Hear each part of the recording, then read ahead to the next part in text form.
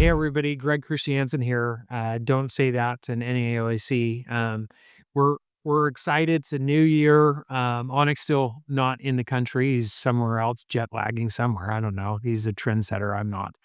But there's new things that are happening, and we want to make sure that we get some new content for you as it becomes available to us as well. So, if you're not aware, on Monday, Martin Luther King Jr. Day, which was actually our inauguration day for us here in the United States, President Trump was inaugurated in office. Now, we've talked on in prior episodes, like, what does the administration change really mean? Well, we know that Lina Khan is no longer there. We now have Commissioner Head Ferguson, who just was appointed this week to become the new head of the FTC. So that's a big change appointed by President Trump.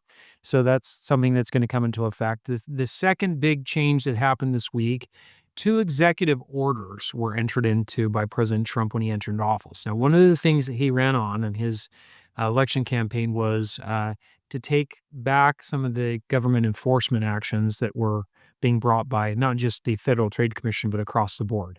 There's this argument that the Department of Justice and some other federal regulatory bodies were politicizing their offices and enforcement actions. And there was actually an interesting statement that came out a couple of weeks ago. And we've talked about the business opportunity rule, but a couple of weeks ago, the FTC came out, and we talked about this briefly in one of the prior episodes, but talked about how they really wanted to, it was this press release that they wanted to extend the business opportunity rule to be way broader. They were going to go ahead and propose that as a rule amendment across the board, and it was going to have hearings on that. And so the three Democratic members of the commission, so the FTC commissioners are comprised of five commissioners, and then the head on top of that. So three of those five commissioners in the past were Democratic, and they were very liberal in leanings. And the three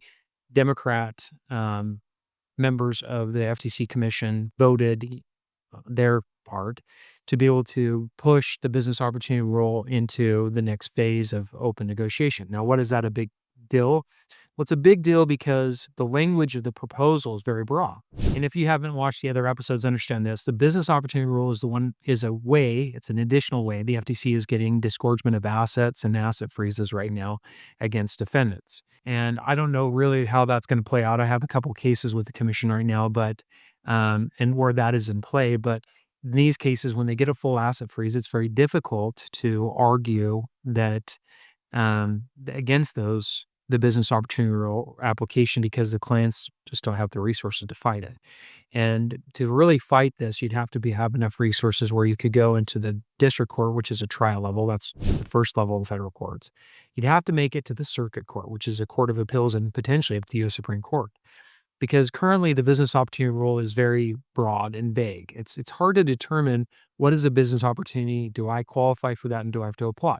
Now, in the settings of the cases that I've seen that have been out there, they've applied it in turnkey situations where, hey, we're selling a business that we're going to manage and control, and you step in. And one of the factors they're going to look at is, can that business operate independent of the company itself? And if the answer is no, then they're going to argue it's a business opportunity. If the answer is yes, they may still argue it's a business opportunity, but the argument is deflated a little bit. So they've been bringing cases predominantly in done-for-you type products. We're going to do this for you and manage it for you. But this new rule that they were trying to get a committee to discuss about and to amend and adopt, it was basically that it would extend off of any type of business where you're selling a product or service to somebody who's never been in that type of industry before, and there's some expectation that they could make money on doing it. I mean, that's pretty broad, right? I mean, that could be going to a university and getting a degree. It could be as much as that. I mean, we see business opportunities all the time in local recruitment. I mean, truck driving could be, hey, come, we'll teach you how to be a truck driver or a diesel mechanic. That could be a business opportunity, right? So what does that apply? So a couple weeks ago, the FTC had a vote.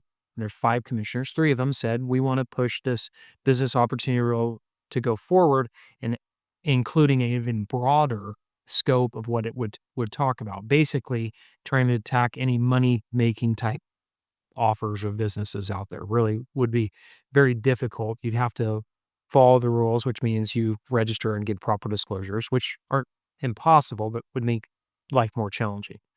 So interesting enough on this, the dissent to that were the two conservative. I've never read such a scathing dissent. And if you watch the other podcasts that we talked about this, I talk about it, but it's scathing. It's basically like, hey, this is the lame duck administration. You should let President Trump when he becomes into office. This is just a promotion. We disagree 100% with the amendment of the business opportunity rule. The way they've said it's going to stymie business. It's really going to negatively affect our economy. So that came out a couple weeks ago. And then on Monday, Trump takes office and he does something that kind of enforces what those two commissioners said. He makes two executive orders. Now, they may seem benign on the surface and you may have a lot of questions, and I'll kind of go through that a little bit with you today. The first executive order was a regulatory freeze pending review. And this is just verbatim what it says. Do not propose. This is to any regulatory body, the SEC, the FTC, the FDA, whatever is crossed, the DOJ, across the board. Do not propose or issue any rule in any manner, including by sending the rule to the Office of Federal Register until a department or agency head appointed or designated by the president, as of this week, reviews and approves the rule. So basically what that's saying is we're not going to let any of these Biden administration rules go through and be pushed to the office of the Department of Agency head to the Office of Federal Register to become the law or a rule of law. And Federal Register is kind of a rule. We're not going to allow that until the new head, which in this case is Commissioner Ferguson, looks at it and determines whether to go forward. Well, we already know the two existing Republican commissioners on the FTC are against the promotions rule. So now you add Commissioner Ferguson for the BOR. There's a good chance based on this executive order that that doesn't go forward, which is a good sigh of relief for individuals and companies that are selling products and services about how others can benefit financially from the offering or their training of the model that they have. So that was regulatory issue number one. The second one was an executive order that said this: ending the weaponization of the federal government. It was that was the title of the executive order.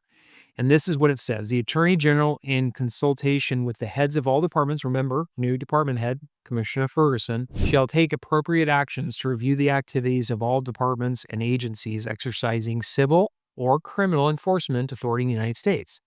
So now it's a stop on whether they're going to bring new enforcement actions until the new department heads or commissioner heads come into place and can review it.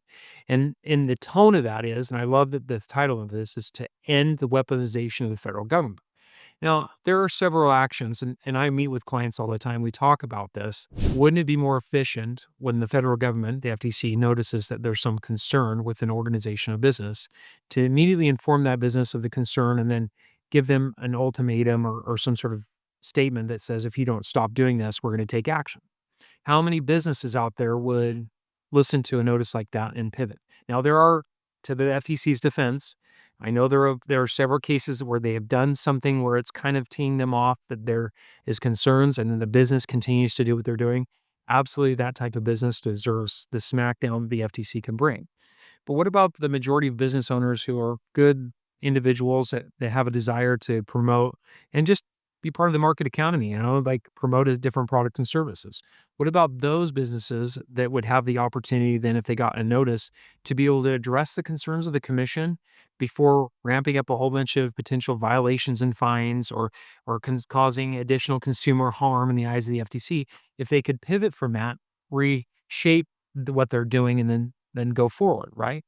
How much quicker would that be? Oftentimes, the FTC will take 6 months to a year investigating a company before they even take action in an investigation.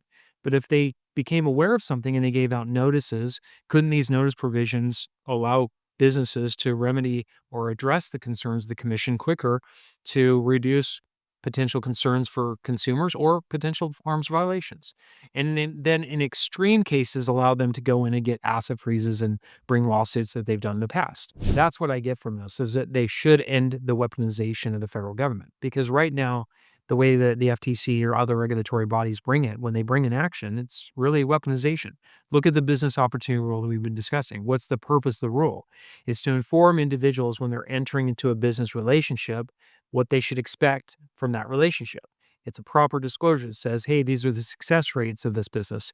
These are our type of clients we work with. This is the type of services we're going to provide. It's a disclosure and registration report. But instead of being a communicative device that allows consumers to make an educated decision whether to purchase one of those business opportunities, the FTC and other regulatory bodies uses it as a weapon to go after companies that have not registered, to be able to force them into submission, freeze their assets, put them out of business, and put them in jeopardy of losing all their personal assets as well.